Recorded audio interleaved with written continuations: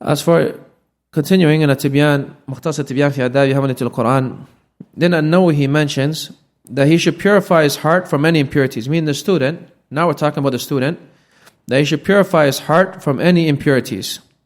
Here he intends the student should purify his heart from manners and beliefs that are wrong and bad and dispraiseworthy, so that his heart can accept knowledge. For the heart is a vessel which is obligatory to purify from impurities and from every sickness, from the sickness of the heart, such as showing off, al-hasad, envy, al-ujub, having self-amazement, al-nifaq, hypocrisy, and desiring the world, and other than that. These are sicknesses of the heart that a student should try his best to purify his heart from. The proof for that is the hadith of the Prophet ﷺ said, "Ala inna fil jasadi mudghah, idha salahat, salaha al-jasadu kulluh." That in the body there is a flesh. If it becomes upright, the rest of the body follows in it, becoming upright. وَإِذَا فَسَدَتْ فَسَدَ الْجَسَدُ كُلُّهُ. And if it becomes corrupted, then the rest of the body follows along and becomes corrupted. But if he purifies his heart, then the knowledge is easy for it to enter. For that reason they say, purify, he says, as it is said, he purifies his heart for knowledge, the way the earth is prepared for farming and cultivation. Before you cultivate and you farm, you have to purify that land. The same way you purify your heart before you try to attain this knowledge. Then he says, so that it can be fit to receive the Qur'an and benefit from it. So this is the reason why you're purifying your heart, to be able for the Qur'an to enter into your heart and to find a place which is pure to enter into it and stay. Then he says he should humble himself towards his teacher. By way of humbleness he will attain it, knowledge. It has been said, knowledge destroys the arrogant one like the torrent wears away high ground. He should show humility towards his teacher and his knowledge, even if he is younger than him, less popular than him, lesser and lower than him in lineage, less righteous and other than that. Now, from arrogance is where someone is able to teach, and he's teaching, and you decide you don't want to study from him because of his age, or because he's not popular, or because he has lesser lineage. This is from arrogance. To have these kind of excuses why you don't study with someone, in reality, is arrogance. Or he's younger than me, or he's not as popular, or he is lesser in lineage, he's not from my tribe, and this and that. This is from arrogance. From that which is well known is that the Salaf, even the Prophets ﷺ, were not like that. For example, Musa ﷺ studied from whom? He studied from Khadir. Right? He studied from him, and he took from him 3 masail. He took from him 3 affairs. And he traveled to him, and he went through the difficulties of travel to attain from him this knowledge. So this shows that Musa ﷺ humbled himself for knowledge. Allah says, قَالَ لَهُ مُوسَى هَلْ أَتَّبِعُكَ عَلَىٰ أَن تُعَلِّمَنِ مِمَّا عُلِّمْتَ رُشْدًا. Musa said, can I follow you so you may teach me from that which Allah has taught you from guidance? Showing you Musa studied from him and saw from him. And also the scholars of hadith have mentioned chapters regarding those who are older or of higher status seeking knowledge from those who are younger of lower status. Example, the Prophet ﷺ, he sought something from Tamim ad-Dari. He learned something from Tamim ad-Dari radiallahu anhu. The proof for that is the hadith of when Tamim ad-Dari came and informed him about Dajjal. The Prophet mentioned the hadith. He said, I gathered you today because Tamim ad-Dari was a Christian man.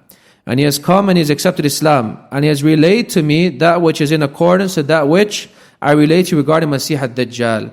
The scholars use evidence saying that the Prophet took this from Tamim ad-Dari, showing us here the Prophet most noble man, the best of mankind. And I say, Walidi Adam ala fakhr. I'm the best of mankind. But yeah, here he took something from Tamim ad-Dari radiallahu anhu. Some of the major Sahaba, they used to also take from knowledge from those younger than them. Abdurrahman ibn Auf, one of the 10 Sahaba that were granted paradise in a hadith mentioned from the Prophet ﷺ. One of the most noble of the companions, radiallahu anhu, he sought knowledge from one much younger than him, Ibn Abbas radiallahu anhu. For that reason, cousin Bukhari, that Ibn Abbas radiallahu anhu said, I used to teach Qur'an to men from the Muhajirin. And from those I taught Qur'an to was Abdurrahman ibn Auf. From those I taught Qur'an to was Abdurrahman ibn Auf.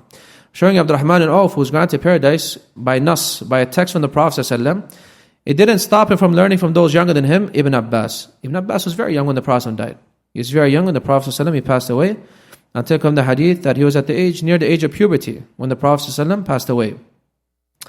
Also, Ibn al-Jarrah, he said, a man will not be a scholar until he hears from those who are older than him, and those younger than him, and those similar to him in age. Now Shaykh Abdul Karim Al-Khudair, he mentions that the origin is that you take from those older and those higher in status. That's the origin, that's the asl. But if there is knowledge found amongst those younger, which Allah has gifted him and not found with others, then he should strive in taking knowledge from him, as the Prophet ﷺ mentioned from the story of Tamim al-Dari. Tamim al-Dari radiallahu anh. And the reality is, knowledge has nothing to do with age. What the important thing is, as we mentioned, is a person being competent and able to teach and teach others. As Ali Madini said, إِنَّمَا الْعِلْمُ لَيْسَ بِالسِّنِّ. Knowledge has nothing to do with age. Ali Madini radiallahu anh, he said, having manners with the teachers is important. Ibn al-Jurayj, he mentioned, I did not learn that which I learned from Ata, except due to my compassion towards him. My kindness and compassion towards him, I learned more from him. And the opposite is true. If you're not nice to the teacher and not merciful and compassionate towards him and kind, he may deprive you of his knowledge. For it comes from Abu Salama, the son of Abdurrahman ibn Auf, radiallahu anhum. He said, he used to argue with Ibn Abbas. He used to argue with Ibn Abbas at times. And thus he deprived him of much of his knowledge. Thus he said after that, if I was compassionate and kind towards him, I would have attained much more knowledge. Showing us that this is a means of attaining knowledge. It comes from Fudayl ibn Iyad. He said, Allah loves the scholar who is humble and hates the arrogant one. Whoever is humble for the sake of Allah, Allah will grant him wisdom. Whoever is humble for the sake of Allah, Allah will grant him wisdom. Then he says, he says, he should seek the advice of the teacher in his affairs and accept his statement like the sick one who accepts the statement of the sincere professional doctor. And it is more befitting that he accepts the statement of his teacher in advice. This shows that a student not only benefits from his teacher in regards to affairs of deen, but rather even affairs of his dunya, he can ask his teacher at times because he tries to bring him up upon khair. And thus, if his teacher advises him with something, there's no problem with accepting advice. Rather, he should put forth his advice over his own advice. I mean, the teacher's advice should give precedence over his own advice. Except if there's something that opposes the evidences or something which is wrong, إِنَّمَا الطَّاعَ فِي الْمَعْرُوفِ. Obedience is only in good. But Allah says, وَشَاوِرْهُمْ فِي الْأَمْرِ. Seek their advice in affairs. Seek their advice in affairs. And also the Prophet ﷺ used to seek the advice of the Sahaba at times. This shows is something that could be back and forth, where the teacher seeks advice from the student or the student seeks advice from the teacher. And you find this often. Sometimes, for example, like Brother Abu Fajr, he does this often, where he seeks advice of his students at times. And some people are haqideen, some people who have envy towards him, they say, why is he always mentioning that? There's a benefit behind it. You see the level of your student. You see what your students think, so that you show that you're respecting their opinion as well. It's not only one way.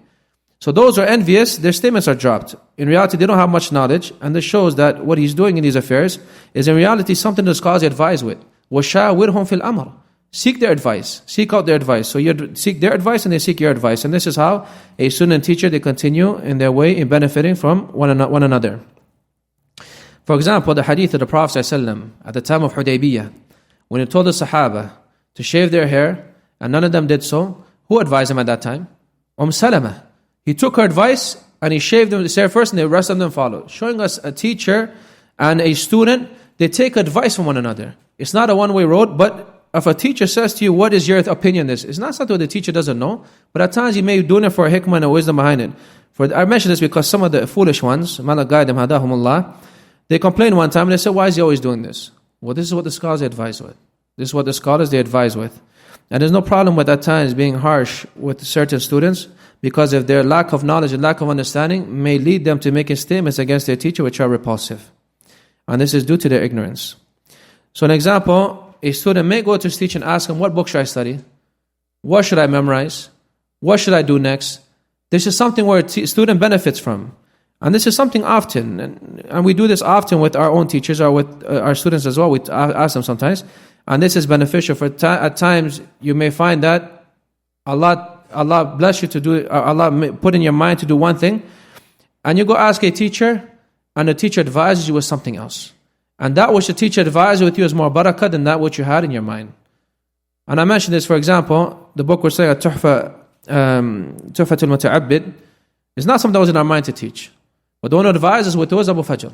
Just showing that time you seek advice of your teacher or your fellow brothers, and advise you with something which by way of it may bring much barakah.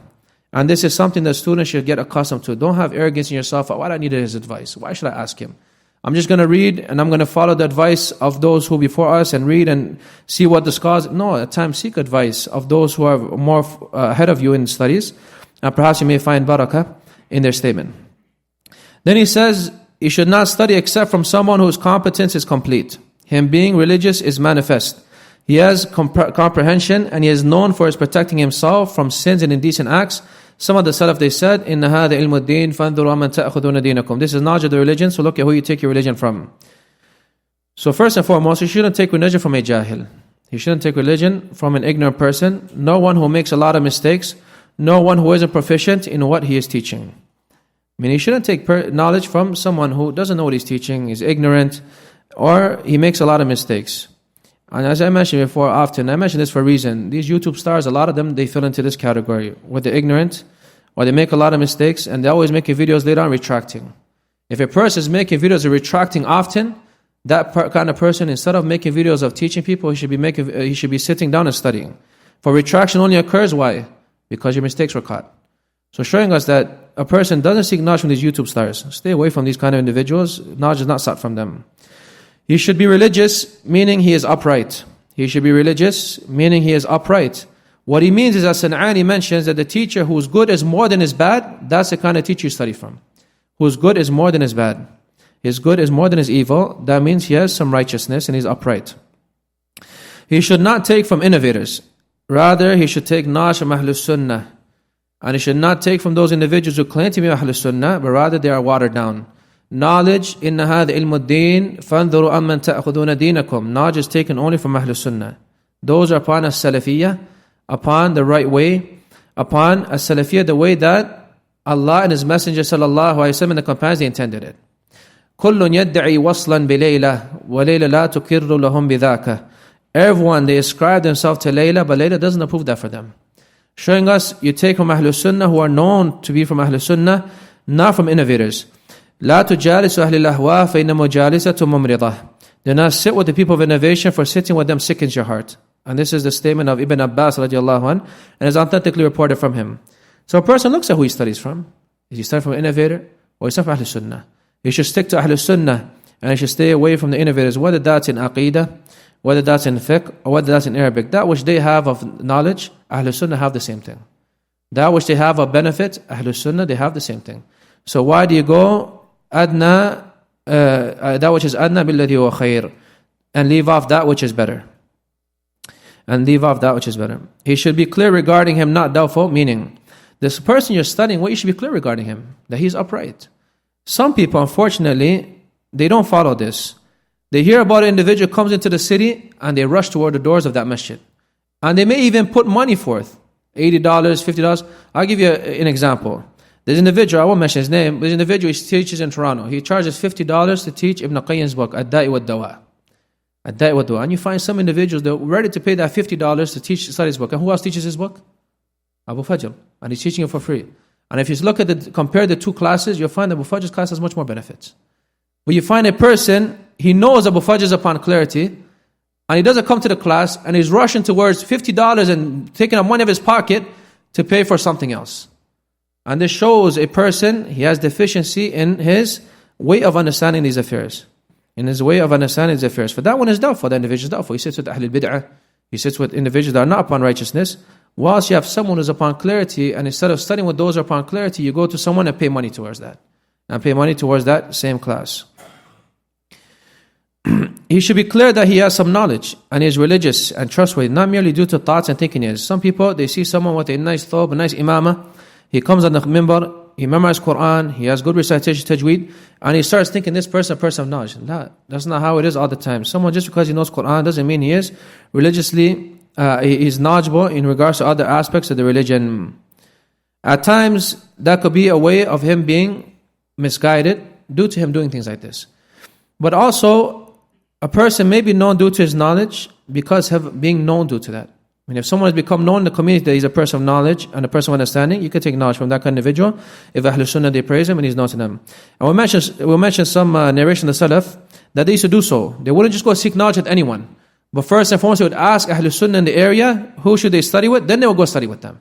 And this is important for us as students to do so. For we find many students that used to study here, and other places. Why they became misled? Because they went and sought knowledge from every single person that opened up their mouth, and they became misled and misguided by way of that. And what happens later on? You lose your knowledge and lose the barakah in your knowledge, because now you're running away from Ahlul Sunnah and you're going towards people who are not upon it. He should protect himself by having piety, taqwa by doing the commandments and staying away from the prohibitions. A teacher should be known for his piety. A teacher should be known for piety. If you see a teacher, for example, his pants are below his ankles, he takes from his beard, right away that's a sign that maybe this kind of individual you shouldn't study with.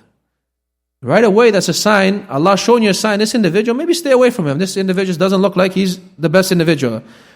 So showing us at times you have to look at the individual, use your intellect a bit. Is this person, his signs the signs of Ahlul Sunnah and the signs of a person who's righteous or not? For example, some of the awam, they don't care. They don't care how the person looks, as long as he opens his mouth and says Allah and His Messenger ﷺ said, they just listen. Now what we mention here is the attributes of a teacher that one takes knowledge from. Now here we mentioned some statements of the Salaf. Abdurrahman ibn Mahdi said, three whom knowledge is taken from is a man, three whom knowledge is not taken from. Three people you do not take knowledge from. One is a man who is accused of lying. If a man is accused of lying, you don't take knowledge from that individual. Number two, a man who has many mistakes. A man who has many mistakes. So I mentioned this. If a person has many retractions on YouTube, know that person, you don't take knowledge from that individual. Every time he makes a video, another video comes out as a retraction. One video comes out, and another one comes as a retraction. This kind of individual, don't take knowledge from this individual. The third type, an innovator who calls for his innovation. An innovator who calls for his innovation, you stay away from that individual. Imam Malik, he said, do not take knowledge from four types of people. A fool who makes his foolishness apparent. A fool who makes his foolishness apparent. Number two, a liar. Number three, an innovator. Number four, a person does not know what he is relaying, even if he's a worshipper and noble. And this is important. A person doesn't know what he's relaying. He doesn't have knowledge, even if his apparent affair is that he is righteous and noble. Doesn't mean he has knowledge. Just because he looks righteous and he looks noble, doesn't mean he has knowledge. A Qasim Ibrahim al-Nakha'i, he said when they used to come to take knowledge from a man, they would look at his prayer, his manners, and his outer image, and how he conducts himself. They will look at his prayer, his manners, and his outer image, and how he conducts himself. Then they would take knowledge from him. If he does not know who to take knowledge from, then he should ask. And it comes from Uthman ibn Za'idah al-Razi. He said, I came to Kufa, and I said to Sufyan al-Thawri, who do you see that I should take knowledge from? Here is a primary example of a Salaf, some of the Salaf asking others who they should take knowledge from. He said, who do you see I should take knowledge from? And this shows us that what's important in our time nowadays, many people, they get attached to personalities. They get attached to personality and become like a celebrity thing. Even if you tell them don't take knowledge from the individual, for example, I'll tell you a story. One time, I told an individual, don't take knowledge from a certain individual, and instead of accepting advice, he started bashing me. Why? Because he became in love with that person's personality, although he knew what I was saying was that person made mistakes, even though I showed him evidence for it. Because people nowadays become accustomed to personality and the celebrity da'wah. They become celebrities for them, and once your heart becomes attached to them, you become attached to that personality and celebrity. This is a primary example. As Sufyan al-Thawri said, when he was asked, who do you see I should take knowledge from? He said, take from Za'idah and Sufyan ibn Uyayna. So I said to him, where is Abu Bakr ibn Ayyash? He said, if you want tafsir, then take it from Abu Bakr ibn Ayyash. This shows how the Salaf were in regards to asking their teachers who should they take knowledge from, and not just being attached to personalities and the larger group of number of people sitting with someone. A man said to Imam Ahmed, who should write hadith from? He said, go to Ahmad ibn Yunus, for he is Shaykh al-Islam. Imam Muqbil rahimahullah, he was asked in a class, and it was said to him, I want to study Arabic grammar with the Shia. So he said, so that I can be strong in it, the man said. He said, do not study with them, for nothing is equal to safety. Nothing, as-salama la yu'adiluha shay. Nothing is equal to safety. Nothing, as-salama la tu'adiluha shay. Nothing is equal to safety. Meaning you being safe from falling into misguidance, there's nothing equal to that. There's nothing equal to that. A person should take from the scholars, especially in our time. Nowadays, there's audios. You can even contact some scholars. They're readily available to answer your questions. And if one is able to travel to them, then that is best. But you ask who to study from. But you should not deprive yourself in this country. Some brothers in this country, you find they've been 10 years practicing or 10 years studying, and they're still as ignorant as they were 10 years ago. Their whole excuse is why, when I finally get a chance to go overseas and study, then I will study. What's stopping you from studying here? What's stopping you from studying here? You can study Arabic here. Many of us, we've learned Arabic in this country. Many of us, we've learned different science in this country. Yes, at the same time, asking the scholars of Ahlul Sunnah, seeking their advice, reading the books that they have advised with. But nothing stops you from studying except that the shaitan, he tries to put doubts in you. And he says, for example, some of them will say, I will not study till I get to Medina University. Like you went to Medina University, and many of them, they came back and they're the same ignorant ones as before they left and when they came back. Showing us a person, if he truly wants to benefit, he benefits wherever he is. He benefits wherever he is and he puts in effort. But nowadays, as we mentioned, it's well known that knowledge has become easy, but those who are seeking it out have become lesser. Before, when it was harder, there was more barakah in that knowledge. And those who sought it out were more. But now as knowledge become easy, you have online, you have audios, you have books, and some of the books prints are much better than before. Some of them even have harakat on the words, so you don't make mistakes in your reading. And other than that, yet you find that the people are more lazy in taking this knowledge. Now the scholars have clarified that a person shouldn't merely rely upon studying from books. You shouldn't be a sahfi.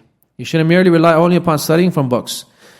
And that if you're to do so, his mistakes will be more than him being correct. But as you mentioned, this is not completely true.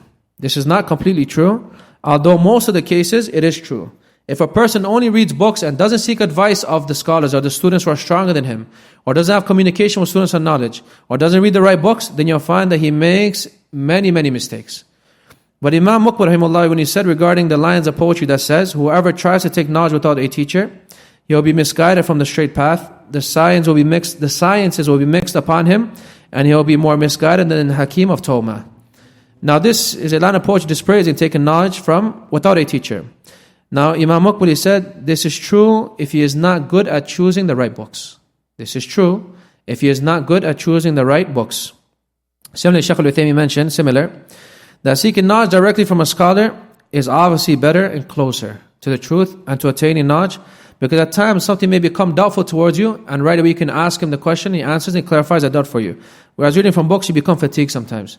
To try to find the correct stance, or try to find what the meaning of a word is, you're researching and studying, you become fatigued. Whereas in front of a scholar, you ask him and he'll give you the answer at that moment. So in reality, it makes easier the pathway to seeking knowledge and studying and getting stronger in regards to it.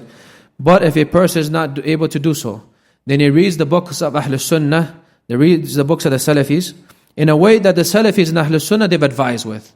In a way that Ahlul Sunnah has advised, that the scholars of Ahlul Sunnah have advised with. And then if something is ashkar alayh, something is not clear to him or problematic, he asks those students who are stronger than him, or he asks and he messages the scholars who are able to be reached in this time period from WhatsApp or whatever it may be. He sends them a message. And it says, what is the correct stance regarding this, or what is the ruling regarding this, or what is the explanation of this, and they'll answer him. Showing us here, a person tries the best of his capability to seek knowledge wherever his situation is, or wherever he is, wherever he may be. Don't make excuses. There's no excuses. For in reality, those excuses that come from shaitan. احرص على ما ينفعك واستعن بالله. Seek the aid of Allah, be eager upon that which benefits you, and seek the aid of Allah. How many students, they went overseas and they came back, they didn't benefit anything. Because al-makan la yuqaddis ahad. A place you go to is not going to make you noble or blessed. But if you're striving here today and striving in this land, then know that tomorrow when you go to a different land, you're going to strive the same way. But if you're lazy here and you go overseas, perhaps your laziness may become worse. As you hear stories about some of those in Medina and other places, they went over there and they're playing basketball and they're working out. And then instead of seeking knowledge, why? Because there were still basketball players here and lazy here, and they were working out here, and when they went there, they continued upon their daily routine. But if your daily routine here is you reading and you memorizing and you studying, then understand your daily routine over there will be you memorizing, you studying, and you're benefiting from the scholars. So correct your daily routine here today, so that tomorrow when Allah makes it easier for you to travel overseas or to go somewhere else, your daily routine continues. You're not adjusting or altering your daily routine, rather you just continue your daily routine in a blessed land in front of the scholars. So with this, inshallah, we'll stop. And I've elongated a bit, so we won't have any questions. We'll leave the time for Brother Faisal. Subhanahu wa bihamdik, la ilaha illa